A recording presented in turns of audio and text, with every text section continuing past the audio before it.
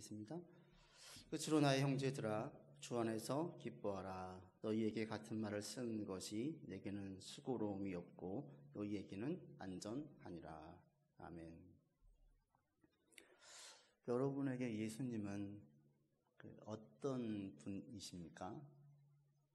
예수님을 이름을 부르고 또 예수님을 생각하면 어떤 감정이 불러옵니까? 예수님에 대해서 사람들의 느낌, 또 예수님께 받은 영향들이 많이 다르죠. 우리나라 제1호 카피라였던 이만재 씨는 예수님이 그의 가운데 평안을 주셨어요. 그래서 자수성가에서 늘 세상과 씨름하며 살았던, 그로 인해서 불면증으로 고생했던 그가 예수 믿고 잠잘 때 복음성 하나를 부르고 교회에서 배웠던 복음성을 하나 부르고 자면 어느 순간부터 불면증이 사라져 버렸어요. 이게 자기의 마음을 평안하게 하고 더 이상 근심하지 않게 만드는 거죠. 그래서 예수님 하면 이제 그분에게는 평안이 되었던 거예요. 또 어떤 권사님은 그렇게 교회 와서 눈물을 많이 흘렸어요. 기도할 때마다 계속 울고 또 어느 순간 이분이 그런 고백을 하는 거죠. 예수님이 자기 삶에 살아오면서 있었던 모든 상처들을 다 치유해 주셨다는 거예요. 그래서 마음의 상처가 사라졌어요. 그래서 어떤 분에게 예수님에게는 위로가 되시는 거예요. 또한 어떤 청년은 불안하고 초조하고 세상에 대해서 자신감이 없었는데 예수님을 믿고 믿음이 강건해지면서 담대한 마음을 가지게 됐어요. 두려움이 없어졌어요. 한 번씩 간헐적으로 그 두려움이, 불안함이 찾아올 때가 있지만 그럴 때마다 더 예배, 더 말씀을 의지하고 묵상하면서 그 시기를 이겨내서 지금 누가 봐도 과거에 그렇게 불안해하고 초조해 있었던 사람이라고 상상할 수 없을 정도로 그 사람이 강한 사람이 됐습니다. 이렇게 예수님은 다른 사람들에게 다양한 영향을 끼쳐요. 여러분에게도 예수를 주로 고백하고 살아온 분들이라면 다 이런 경험이 있습니다. 예수님은 저에게 이러이러한 분입니다. 다 고백이 있어요. 바울도 그런 고백을 해요. 예수님은 어떤 분이냐라고 얘기할 때 바울은 빌립보서에서 계속 말씀하신 게 뭐냐면 예수님은 나에게 기쁨을 주신 분입니다 라고 얘기해요. 기쁨. 바울에게 예수님은 기쁨을 주신 분이었어요. 이게 어떤 의미냐면 그 아이를, 자기 손주를 보는 할아버지가 손주를 보는 순간 그냥 웃지요. 그리고 웃지 않는 아이를 보면 웃기려고 애 앞에서 온갖 쇼를 다 해요. 애를 웃기게 하려고. 애가 한번 웃어주면 그냥 그게 기뻐요. 손주를 본 할아버지에게는 아이 존재 자체가 기쁨이에요. 그냥 그 아이 자체가. 그런 것처럼 바울에게는 그리스도 자체가, 존재 자체가 기쁨이었습니다. 그런데 바울은 자신이 기뻐한다라고 고백할 때에 예수님 저에게 기쁨이 존재입니다. 기쁨을 주신 분입니다 라고 고백을 할 때에 자신의 고백으로 끝나지 않고 여러분도 이런 기쁨이 있기 원합니다 라고 얘기해요. 그런데 기쁨이 있기를 원한다는 걸 주목해 볼 때에 3장 1절 다시 한번 보십시오. 나의 형제들아 주 안에서 기뻐하십시오 라고 말합니까? 아니에요. 뭐라 그래요? 기뻐하라고 말해요. 명령을 해요. 그러니까 이것은, 기쁨이라는 것은 어떤 분에겐 평안을 주고 어떤 분에겐 위로가 되어주고 어떤 분에게 힘이 되어주듯이 저에게는 기쁨이 됩니다. 여러분에게도 이것이 있으면 좋겠습니다. 이렇게 얘기하면 그냥 그럴 것 같은데 바울은 그렇게 이야기하는 것이 아니라 여러분들은 저처럼 반드시 기뻐해야만 합니다. 이 당위성이 담겨져 있는 거예요. 모든 그리스도인들은 기뻐해야만 합니다라고 명령하고 있어요. 권고가 아니라 명령하고 있다는 사실에 우리가 주목할 필요가 있습니다. 기쁨은, 바울이 볼 때에 기쁨은 모든 그리스도인들이 느껴야 할 감정이라는 거예요. 사람마다 다르게 느낄 수 있잖아요. 아니 왜 바울 당신을 강요하십니까? 당신은 기뻐할지 모르겠는데 저에게 위로입니다. 평안입니다. 할 수 있잖아요. 네, 좋습니다. 그런데 바울은 모든 그리스도인들은 예수님을 보면 그분 존재 자체가 기쁨이 되어야 합니다. 라고 얘기하고 있어요. 그래서 이 명령을 보게 되어지면 빌립보서 2장, 3장, 4장에 계속 있고 심지어 데살로니가 교회는 뭐라 그래요? 항상 기뻐하라 그래요. 항상. 이걸 오해하는 분들은 제가 지금 슬픈데 어떻게 웃어요? 이렇게 얘기하는데 그런 의미가 아니죠. 이렇게 비유를 줄 수 있어요.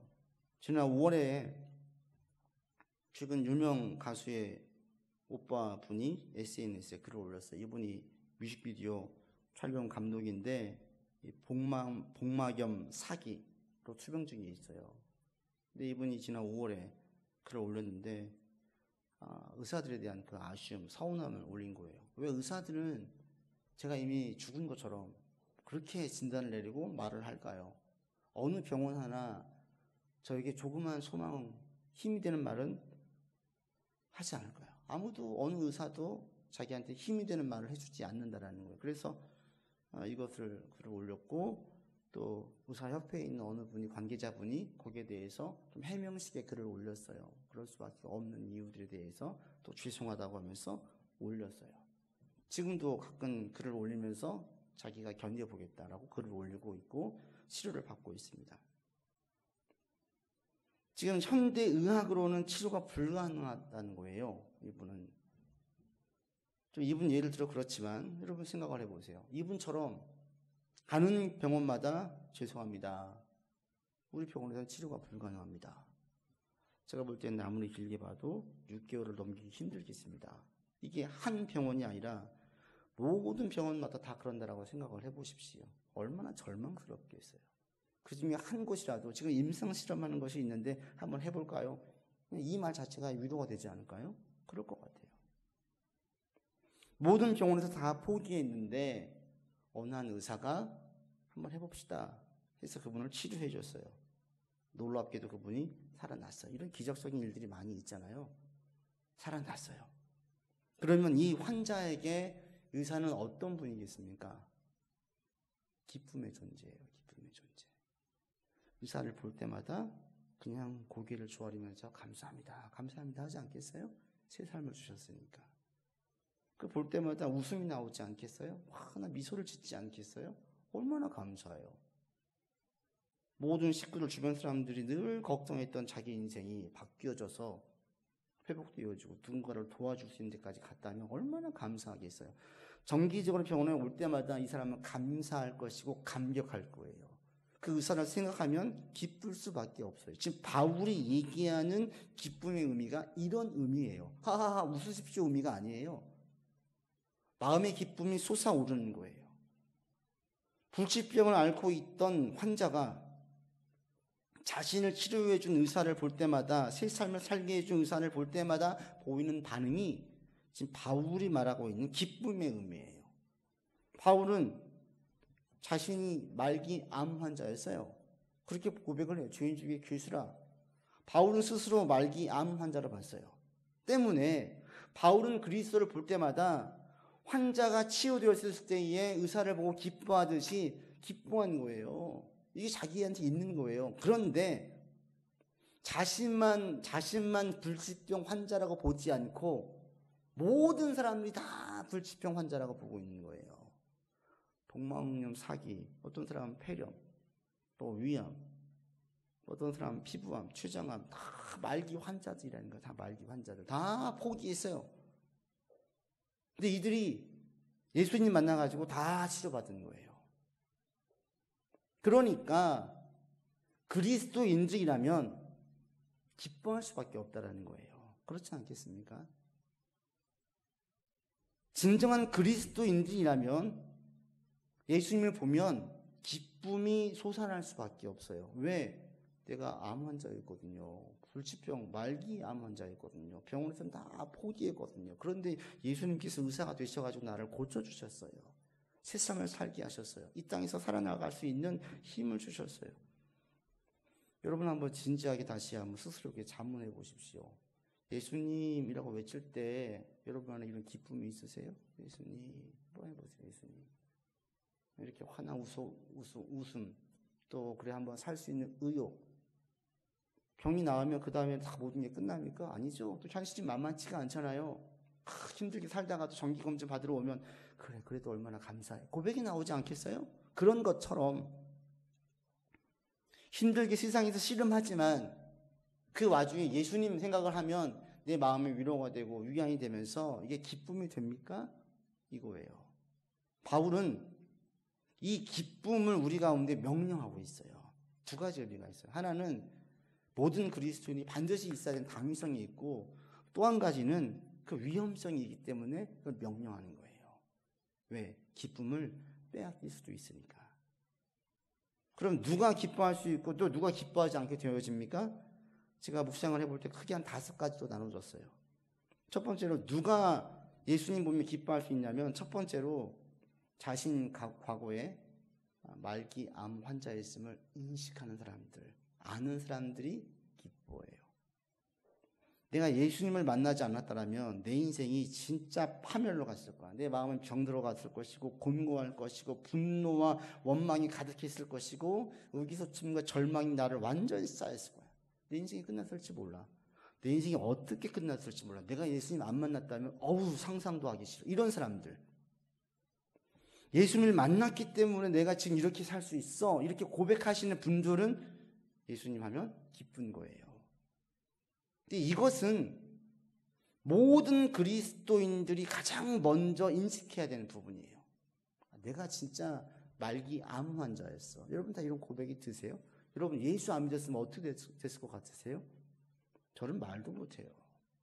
그러니 저는 기뻐할 수 있는 거예요. 반대로 어떤 분은 기뻐하지 않는 줄 아십니까? 자신이 말기 암 환자라는 사실을 잊어버린 사람들. 그리고 지금은 더 이상 그것을 거론하기 싫어하는 사람들. 과거 자신의 치부와 부끄러움을 더 이상 생각하기 싫어하는 사람들. 그리고 지금 쌓아놓은 좋은 것들만을 보고 치장하는 사람들. 이런 사람들은 예수님을 보고 기뻐할 수가 없어요. 교회 나오도 기뻐하지 않아요. 기쁨이 사라집니다. 그러니 세상을 보십시오. 세상은 어떻게 해요? 전부 다 좋은 얘기만 하잖아요. 좋은 얘기만. 세상에서 만들어 놓은 법을 위반하지 않는 이상은 좋은 것으로만 다 미화해요. 그런 그들이 예수님을 보면 기뻐하겠습니까? 앞서 말씀드린 바울이 나는 죄인 중에 괴수다 이 고백을 언제 한지 아세요? 바울이? 자기 사역 말기에 있어요. 그것도 누구에게? 자기 영적인 아들 디모데에게. 자기 영적인 아들에게 모든 아버지는 좋은 면을 보여주고 싶지 자기의 치부를 드러내고 싶어 하지 않아요. 근데 바울은 전혀 부끄러워하지 않아요. 개의치 않아요. 자기의 부끄러움을 드러내는 것에 대해서 전혀 개의치 않습니다. 그것도 사역 말기에. 이미 그동안 많은 결실들, 많은 결과물을 가지고 왔어요. 얼마든지 자랑할 수 있어요. 바울은 그렇지 않아요. 디모데전서에서 디모데에게 나는 죄인 중에 괴수다. 우리말로 하면 내가 진짜 악질이었다 이 말이야. 내가 진짜 악질이었지. 내가 예수 믿기 전에는 진짜 못됐었어 이 말이에요. 한경진 목사님이 자기가 신사참배에 강하게 거부하지 못했음을 부끄러워했어요. 이 고백을 어디서 한 줄 아십니까? 종교계의 노벨상이라고 할 수 있는 템플턴 상을 수상할 때 그 자리에서 공개적으로 한 거예요. 모든 사람들이 목사님 정말 존경합니다. 한국 교계뿐 아니라 한국 사회를 위해서 정말 큰 일을 하셨거든요. 엄청난 일을 하셨습니다라고 상을 수여했어요. 모든 사람이 존경한 어른으로. 그랬더니 이분이 그 자리에서 뭐라고 해요? 당신들은 나를 최고로 하는데 실상은 전혀 그렇지 못합니다. 이거예요. 나는 너무나 부끄러운 존재라는 거예요. 이게 가장 화려할 수 있는 그 자리에서 자신의 초라함을 드러냈어. 한경진 목사님. 이분은 그러니 예수님 하면 기뻐하겠습니까? 기뻐하지 않겠습니까? 절대 기쁨을 잃어버리지 않죠. 여러분의 실체를 절대로 잊지 않기를 바랍니다. 이게 나는 죄인이에요. 죄인. 늘 자기를 막 자학하라는 얘기가 아니에요. 내 실상을 알게 되어지면 예수의 보혈이 얼마나 귀한지 깨달아서 더 감사하게 되어져요. 우리의 본성은 고칠 수 없는 질병이 걸려있으면 여러분 절대 잊지 않기를 바랍니다. 우리의 본성은 예수의 보혈이 아니고서는 고칠 수가 없어요. 교육으로도 안 돼요. 양심으로 안 돼요. 어떠한 가르침으로 안 돼요. 오직 예수의 보혈로만 되는 거예요. 내가 예수 안 믿었으면 여전히 돈하며 살았을지 모르잖아요. 내가 예수 믿지 않았으면 늘 다른 사람들 의식하면서 살다가 내 인생을 제대로 살지 못했을 수도 있잖아요. 예수 안 믿었으면 불안하고 초조하고 남편 원망하고 아내 원망하고 부모 원망하고 자식 원망하고 친구 원망하고 국가 원망하고 계속 원망하면서 불만만 품고 살았을 수도 있잖아요. 근데 이런 내가 예수님 만났어요. 내 안에 있던 모든 분노와 불평과 절망과 분노들이 서서히 씻겨가기 시작했어요. 이걸 알게 되어지면 기뻐하지 않겠습니까? 여러분 가운데 이런 기쁨이 있기 원합니다. 특히 과거보다 5년 전, 10년 전보다 훨씬 더 사회적으로 나은 가운데 있는 분들이 있다면 여러분들 스스로 자신들 오늘 이 고백을 하세요. 바울처럼. 내가 진짜 못된 놈이지. 남들은 나를 지켜볼지 모르겠지만 나는 나를 알아. 여러분 이거 절대 망각하지 마세요. 이런 자들이 예수님 보면서 기뻐해요. 저도 여러분도 모두 이렇게 고백하면서 기쁨이 있기를 바랍니다. 또 하나 누가 기뻐할 수 있고 누가 기뻐하지 못하냐 그걸 보게 되어지면 또 한 가지는 자기 죄사함에 대해서 확신하는 사람들이 기뻐해요. 내가 나의 모든 죄가 다 사해졌다. 반대로 자기 죄사함에 대해서 확신하지 못하는 사람들은 기뻐하지 못해요. 예수님 십자가 가면서 막 눈물 콧물 다 쏟는 분들이 있잖아요. 어떤 분이 그러셨어요. 집에 가면서 큰 은혜를 받아가지고 자기 집이 저기 오르막길에 있는데 올라가면서 그 생각을 했다라는 거예요. 그날따라 유난히 다리가 힘들더래요. 근데 요즘에 그분이 큰 은혜를 받아서 딱 드는 생각이 예수님은 나를 위해서 십자가 지시고 그 무거운 걸음을 걸어가셨는데 이게 뭐야. 참 이것도 힘든데 예수님 얼마나 힘드셨을까 그 생각이 들면서 감사가 나오더래요. 이분은 뭐예요? 예수님께서 자기 죄를 다 사해 주시고 그 십자가의 의미가 자기한테 크게 와닿으니까 기뻐하는 거예요. 삶에 그런 고난들이 올 때마다 십자가와 연결시켜가지고 이건 아무것도 아니지 라고 고백이 되면서 기뻐했었어요. 반대로 네 죄가 사해졌음을 고백하지 못하는 분들은 그 기쁨이 사라져요. 예수 믿었어요? 어떤 분이 늘 자랄 때부터 네 속엔 더러운 피가 흐르고 있어 라고 얘기를 들었어요. 네 아빠가 바람 나가지고 데려온 또 내 자식이 아니야. 늘 이런 생각을 들었어요. 마음속에 뭐가 이렇게 자기 자의심을 볼 때 이게 자신이 얼마나 부정한 자임을 스스로 계속 의식적으로 무의식적으로 가지고 있었던 거예요. 이게 얼마나 힘들었으면 예수 믿은 다음에도 목사님 찾아와서 상담한 거예요. 목사님 이 피를 싹 빼버리고 새로운 피를 좀 수혈받고 싶습니다.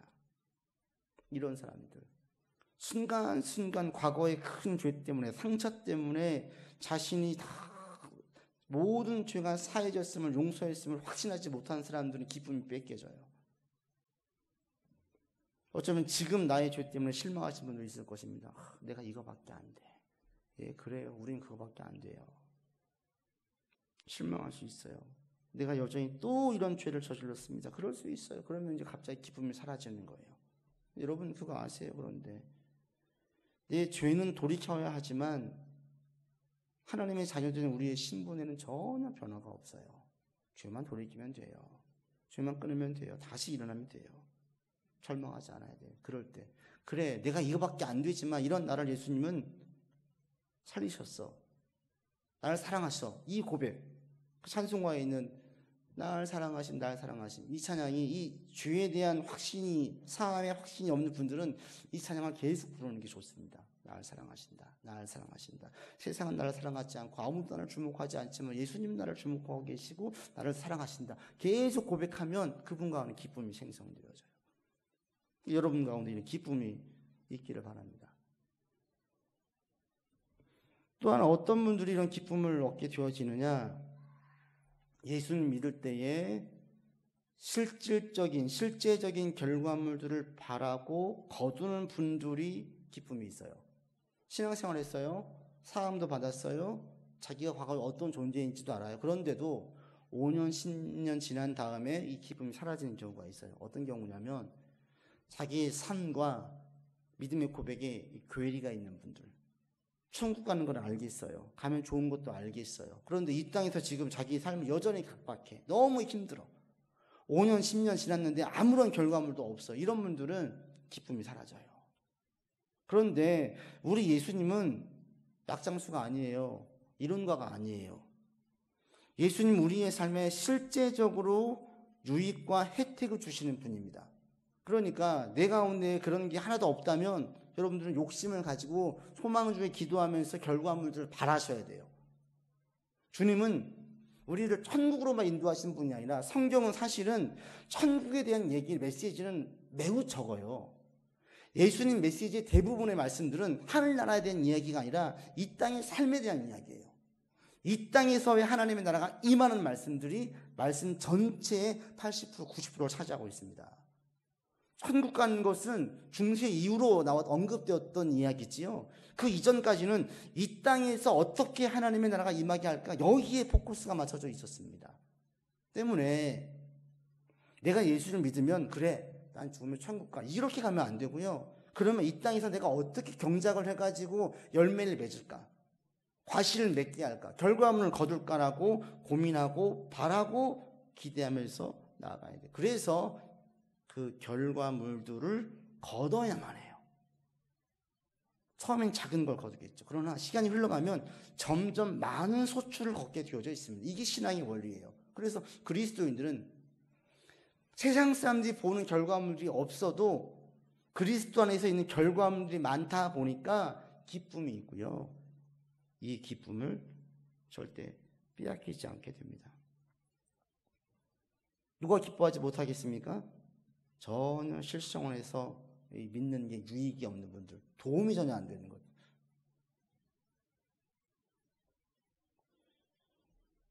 이런 분들의 특징이 뭔지 아세요? 예배 끝나면 성경책을 한쪽에다 쳐박아둬요. 그리고 한 번도 성경책을 보지 않고 한 주간 단 한 번도 말씀을 생각해 보지 않아요. 이런 분들은 제가 단언컨대 기쁨이 있을 수 없습니다. 기쁨이 있을 수 없어요.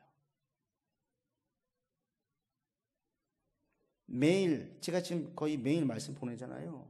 근데 가끔씩 뭐 일주일에 한 두세 분씩 그렇게 단문이 계속 와요. 오늘 저에게 또 꼭 힘이 되는 말씀이었습니다. 제가 이제 한 100여 분 정도에게 지금 톡으로 말씀 보내고 있는데 피드백이 와요. 오늘 이게 지금 저에게 꼭 필요했습니다. 그러니까 말씀을 보낼 때 그 말씀을 가볍게 흘려보내지 않고 잠깐 시간 내가지고 3분이든 5분이든 잠깐 보고 묵상하고 와닿는 거 곱씹고, 이런 분들은 마음 안에 기쁨이 있어요. 기쁨이. 매일 말씀을 자기의 삶에 잇대어 오는 분들, 이런 분들은 말씀 가운데 기쁨이 있어요. 그리고 이런 분들은 반드시 결과물들이 이제 나오게 돼요. 그러니 얼마나 좋겠습니까? 여러분들, 제가 매일 보내는 그 말씀들 결코 가볍게 보지 마십시오. 막 1시간 반씩 해가지고 짧은 거 보내는 거예요. 씨름해서 보내요. 여러분 조금만 묵상해 보십시오. 얼마나 은혜가 되는지.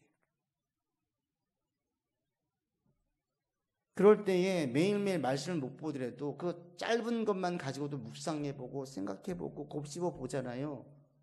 그럼 그것이 내 가운데 기쁨을 줘요. 기쁨을. 여러분에게 이런 기쁨이 있기를 바랍니다. 지금 예배 드리는 분들, 온라인으로 또 이렇게 공예배 현장에서 오신 분들, 한 분도 썬데이 크리스찬 되지 않기를 정말 바랍니다. 매일 성경 펴기 힘들다면 제가 매일 정성 들여서 잘 밥 지어서 올려드리는 것들이라도 좀 보세요. 묵상하시고 꼼꼼히 살피면서 내 걸로 삼으시길 바랍니다. 이런 분이 기뻐할 수 있어요. 또 한 가지, 어떤 분이 기뻐하고 어떤 분이 기뻐하지 않느냐 볼 때에 자기 마음이 다른 데 빼앗기지 않는 분들, 이제 이게 바울이 얘기했던 기뻐하라, 이 명령 속에 있는 경고의 의미예요.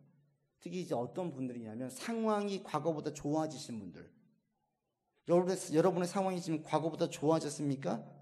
이런 분들은 어떤 위험성, 기쁨을 빼앗길 수 있는 위험성이 어떻게 있냐면 내 마음이 다른 데 뺏길 수가 있다는 사실을 아셔야 돼요. 신명기 8장에 40년 광야를 마치고 드디어 꿈에 그리던 가나안 입성을 앞두고 모세가 이스라엘에게 당부를 하죠. 여호와의 말씀으로 뭐라고 얘기합니까? 너희가 거기 들어가면 배부를 것이다. 아름다운 집을 지을 것이다. 늘 광야에서 살았어요. 40년간 집 없이 천막 치고 텐트 치고. 근데 이제는 가나안 땅에 들어가면 집 짓고 산대요. 지금 우리나라도 이런 한이 있는 분들이 많잖아요. 늘 월세 전세 전주근근 하면서 언제 내 집 마련하나 이런 분들 많잖아요. 한국 사회에 너무나 많아요. 이런 분들이 집을 딱 산 거예요. 이게 지금 이스라엘 광야 시기예요. 광야 끝나고 이제 분량 받아가지고 집 들어가기 직전이에요. 이게 지금 이스라엘 광야 시기예요. 근데 뭘 경고하냐?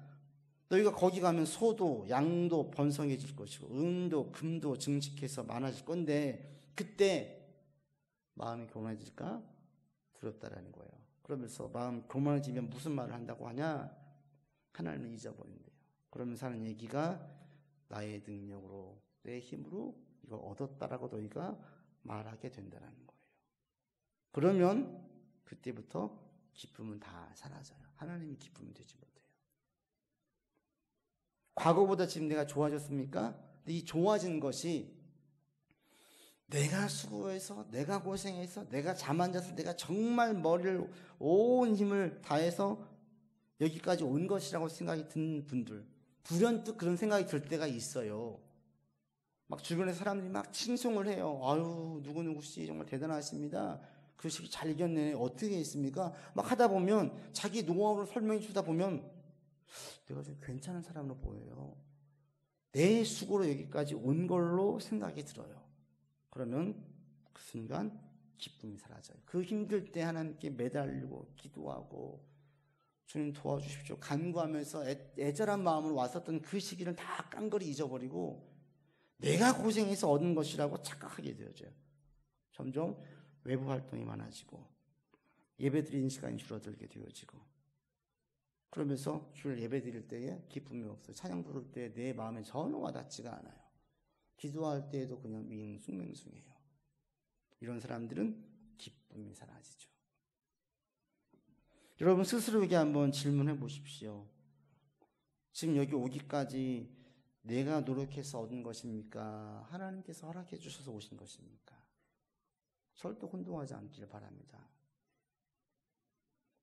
또 하나 지금 요즘 여러분 내 말이 자꾸 많아졌습니까? 내 말이 강해졌습니까? 아니면 하나님께 기도하는 시간 여전히 많이 가지고 있습니까?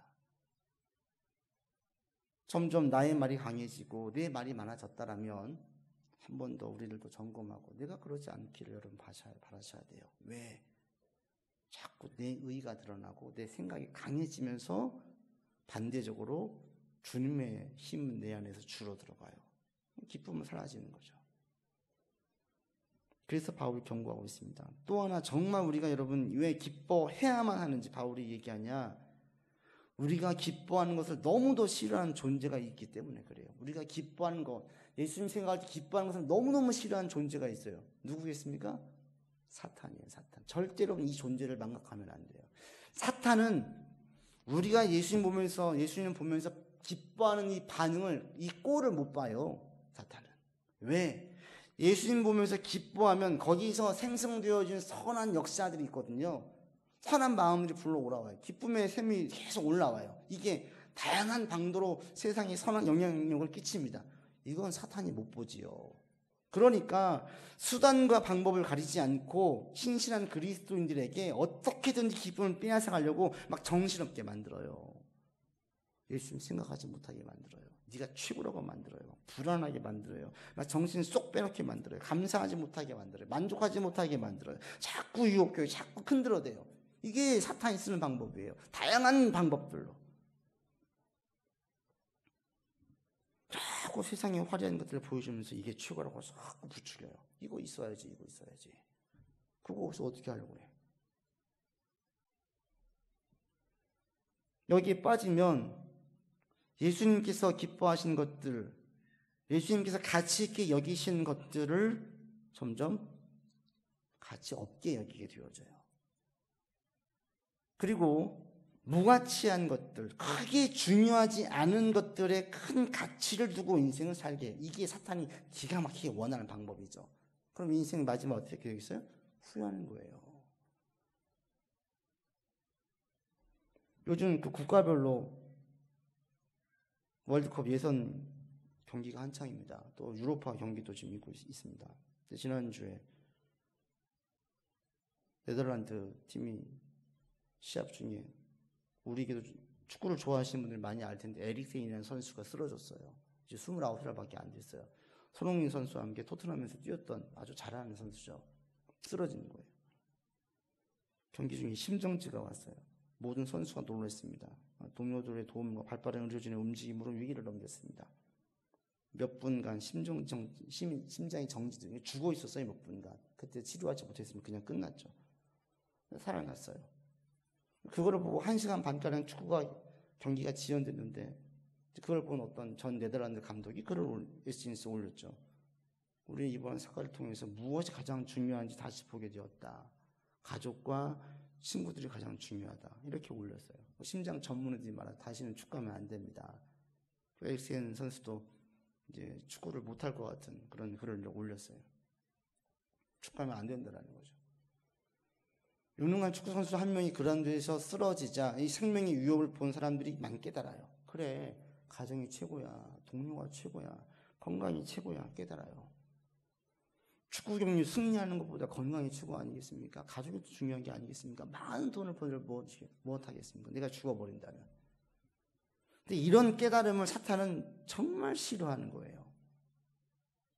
이런 걸 깨닫기를 원치 않아요. 사탄은 우리 가운데 계속 덜 중요한 것, 전혀 가치 없는 것, 이런 것에 막 온 힘을 쏟도록 우리를 미혹해요. 한국 사회를 보십시오. 게임에 빠진 아빠가 아이를 방치하고 시끄럽게 한다고 때려가지고 아이가 죽었어요. 두 아이로는 어느 엄마가 바람이 나가지고 남편과 자녀들 버리고 집을 나가버렸어요. 이런 사건 사고들이 지금 한국 사회에 있어요. 감각적이고 정욕적인 것에 마음을 빼앗기게 만들고 정말 중요하지 않는 것, 가치 없는 것에 막 미혹하게 만들어요. 제가 지난주에 어느 기사를 보면서 속으로 좀 깜짝 놀랐어요.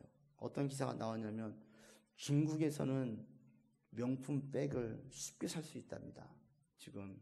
그런데 우리 한국 사회에서는 명품 백을 사기가 어렵대요. 며칠 걸려야 된대요. 그게 마치 비판하듯이 올라가세요.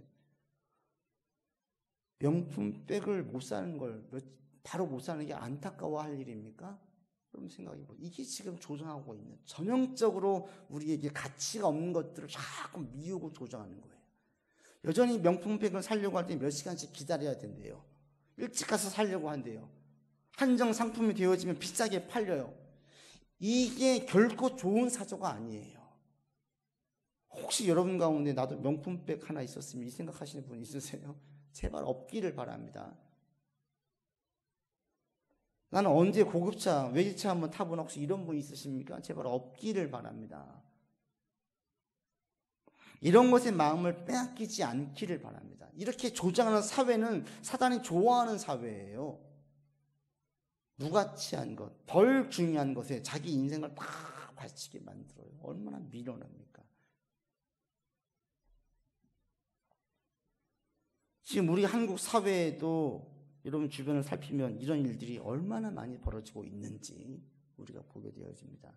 절대 여기에 여러분 속아 넘어가지 않기를 바랍니다. 정말 가치 있는 것, 정말 귀한 것, 정말 소중한 것에 힘을 쏟을 수 있기를 바랍니다. 사단이 지금 어느 시대보다 더 크게 우리를 미혹할 수 있는 거리가 너무 많아졌습니다. 이럴 때 다시 한번 가장 가치 있는 것, 가장 귀한 것이 무엇인지를 예배를 드릴 때마다 계속 깨달아서 예수님 하면 기뻐할 수 있는 여러분들 되기를 바랍니다. 아멘. 고백하세요. 우리의 기쁨은 오직 예수 그리스도이십니다. 이 고백이 여러분 가운데 되어진다면 예수님이 나의 소망이십니다. 나의 기쁨 되십니다. 이런 고백이 나온다면 여러분들은 계속 기뻐할 수 있어요. 그리고 신앙에서 엇나가지 않을 수 있습니다. 계속해서 여러분의 신앙 안에서 결실을 거두시고 예수님 하면 우리 모든 분들이 기뻐하고 우리 예수님 찬양합시다. 그러면 다 기뻐서 찬양할 수 있는 데까지 여러분 신앙이 나아갈 수 있기를 주 이름으로 권면을 드립니다. 기뻐합시다. 기도하겠습니다. 아버지 하나님, 우리가 주님 안에서 항상 기뻐하기를 원합니다. 기뻐하는 우리가 되게 주여 인도하여 주시옵시고 기쁨을 빼앗기지 않도록 우리가 깨어있도록 하여 주시옵소서. 우리 안에서 기쁨을 앗아갈 일들이 요소들이 너무나 많이 있습니다. 하나님, 미혹당하지 않게 하시고 특히 약한 마귀 사탄이 우리를 계속 미혹하며 예수님을 바라보지 못하게 만들고 영혼의 귀함과 소중함을 깨닫지 못하게 만들고 가장 가치 있는 것들을 가치 없게 여기게 만들 때가 있습니다. 하나님, 깨어있게 도와주시고 예수님이 나의 기쁨이십니다. 나의 소망이십니다. 계속 고백하면서 나아가는 우리가 되게 하여 주시옵소서. 눈물로 씨를 뿌릴 때에 반드시 기쁨으로 하늘 거두게 하신 주님이심을 믿습니다. 한 주간도 눈물로 씨를 뿌리게 하시고 수고하게 하셔서 좋은 결실들 거두는 모든 주의 자녀를 되게 하여 주옵소서. 우리 구주 예수 그리스도 이름으로 기도드립니다. 아멘.